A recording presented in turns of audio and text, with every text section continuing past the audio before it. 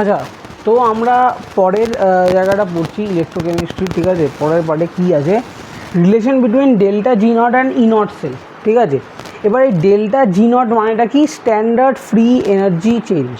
অনেকেই আমরা থার্মোডাইনামিক্সে পড়েছি সবাই যে কি, ডেল্টা জি মানে হলো গিভস ফ্রি এনার্জি চেঞ্জ, ঠিক আছে।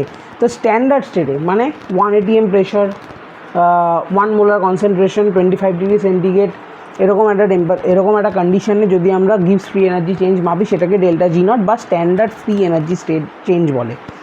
এবার সেখানে delta G naught is equal to delta G not plus RT ln Q, ঠিক আছে।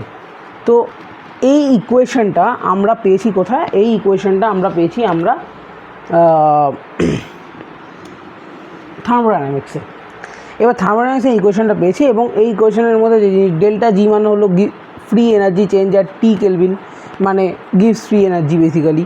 ডেল্টা জি নট মানে হলো স্ট্যান্ডার্ড ফ্রি এনার্জি চেঞ্জ, আমি এটা বললাম। আর মানে হলো গ্যাস কনস্ট্যান্ট, টি হলো টেম্পারেচার ইন কেলভিন, এবং কিউ হলো রিয়াকশন কোশেন্ট কে। এবার আমরা জানি যে অ্যাট ইকুইলিব্রিয়াম, এটা অ্যাট ইকুইলিব্রিয়াম আমরা জানি গিভস ফ্রি এনার্জি চেঞ্জ 0 হয়। তাহলে delta G is equal two 0, তাহলে কিউ ইজ ইকুয়াল টু কে, এটাও আমরা জানি। ইকুইলিব্রিয়াম মানে কি, রিয়াকশন কোশ্চেনটা আমার ইকুইলিব্রিয়াম কনস্ট্যান্টে চেঞ্জ হয়ে গেছে, কে কিন্তু মানে হলো ইকুইলিব্রিয়াম কনস্ট্যান্ট। এবার আমি যদি এই ইনফরমেশন দুটো এই ইকুয়েশনে বসাই, তাহলে delta G is equal two 0 হয়ে গেল, আর কিউ এর জায়গায় আমি বসিয়ে দিলাম কে। তাহলে দেখ এই ইকুয়েশনটা এরকম একটা আসলো। এখান থেকে আমি লিখতে পারি delta G naught is equal two এই RT ln Kটা এদিকে নিয়ে গেলে মাইনাস RT ln K হয়ে গেল সাইড চেঞ্জ করালে, ঠিক আছে।